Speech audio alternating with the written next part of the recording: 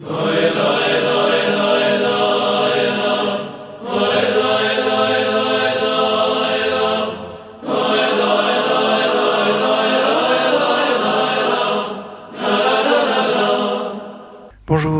à toutes et à tous pour cet accueil du Shabbat, Kabbalat Shabbat très particulière puisque nous sommes le Shabbat Hazon suivant le nom de la Haftara que nous lirons ce Shabbat qui est la troisième Haftara de catastrophe, Hazon Yeshayahu, la vision d'Isaïe.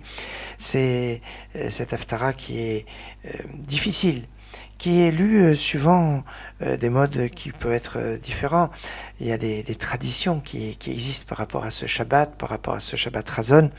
Ainsi, dans cette Haftara, on nous dit que Isaïe parle de Echa, et ce mot Echa qu'on retrouve dans la Haftara, qu'on retrouve dans la Paracha, et qu'on retrouvera à la sortie de Shabbat dans la Megillat Echa, les lamentations de Jérémie, cette clé de Echa qui est les lamentations. Alors certains lisent cette Haftara sur le mode triste, langoureux, comme ça beaucoup ont l'habitude en Afrique du Nord, chez les Constantinois, chez les Tunisiens, Hazon Yeshayahu Ben Amos. Enfin, c'est langoureux.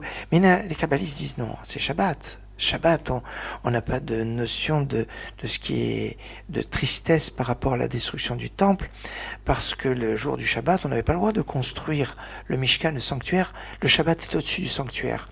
Donc s'il est au-dessus du sanctuaire, il est aussi au-dessus de la destruction du sanctuaire, et donc il ne doit y avoir aucune manifestation de deuil pendant ce Shabbat, et notamment ce Shabbat qui lui-même veille de Tisha B'Av.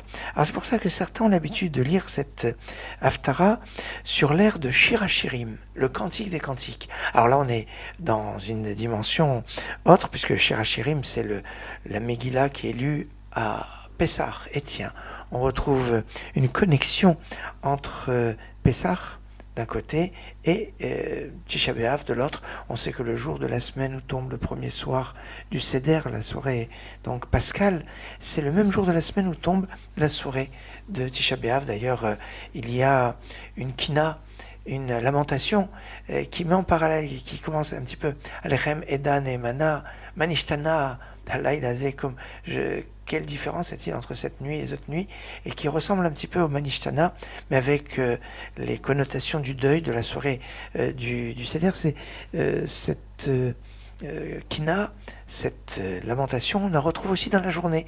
Alors même s'il n'y a pas de Manishtana dans la journée de Pessah, il y a Manishtana, une sorte de Manishtana dans la journée, dans la matinée de Tisha B'Av. Mais revenons au Hazon.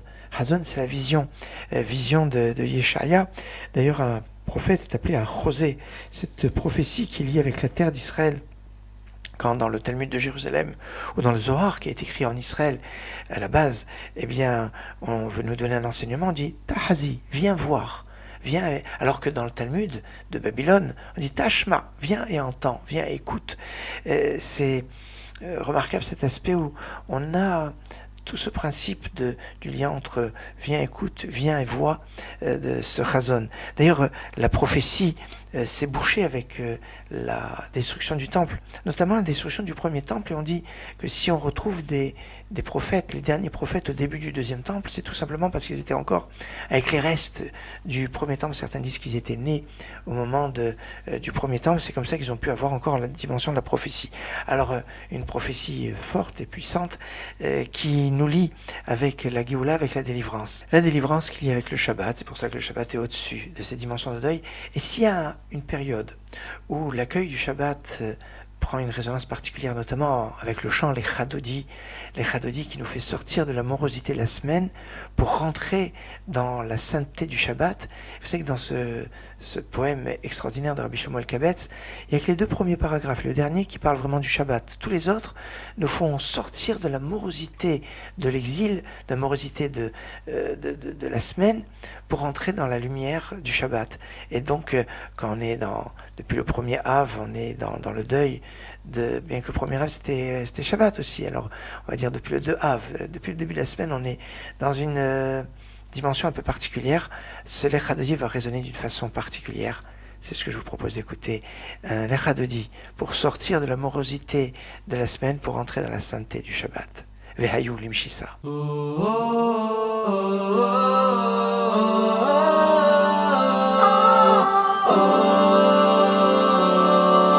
והיום שיסה שי סעיר ורחקו כל מבלעייך והיום שיסה שי סעיר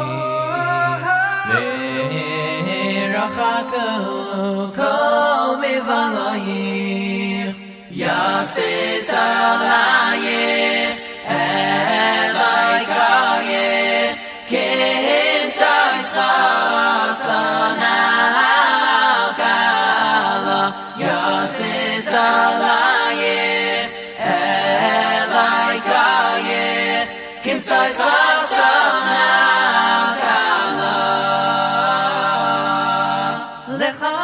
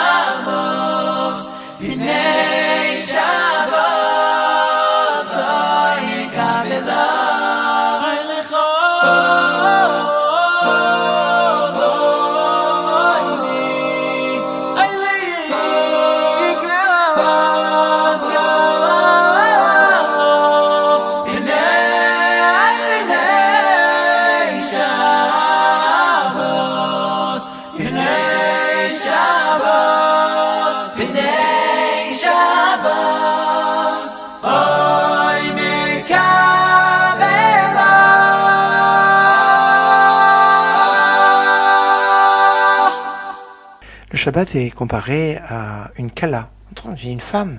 Il y a un côté féminin dans le Shabbat qui est assez intéressant. Et si on a dit que le Shabbat est au-dessus de la dimension de la destruction du temple, il est remarquable de rappeler que à la base de la destruction, ce jour du 9 Av, qui marque la destruction du premier temple, du deuxième temple, trouve son origine en fait dans la faute des explorateurs qui étaient le même soir, le 9 Av, où on nous dit que les enfants d'Israël ont pleuré, Bechiash el-Chinam, des pleurs pour rien, après le compte-rendu des explorateurs.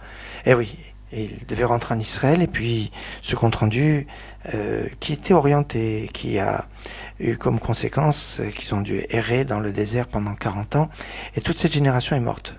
Mais que des hommes, parce que les femmes n'ont pas pleuré au moment de cette faute des explorateurs, puisqu'on nous dit que quand 40 ans plus tard, on va compter eh bien, que toute la génération était morte dans le désert, on dit, Lo yaïch, il n'y avait pas d'hommes de cette génération. Des hommes, il n'y avait pas, mais des femmes, il y avait. Et des personnes comme la mère de Moshe, comme la femme de Moshe, sont sortis d'Égypte et vont rentrer. Enfin, la femme de Moshe, c'est plus compliqué pour la sortie d'Égypte, parce qu'elle était déjà en dehors d'Égypte. La mère et la seule femme dont on voit qu'elle est sortie d'Égypte, mais elle n'est pas rentrée en Israël, c'est Myriam, la sœur de Moshe.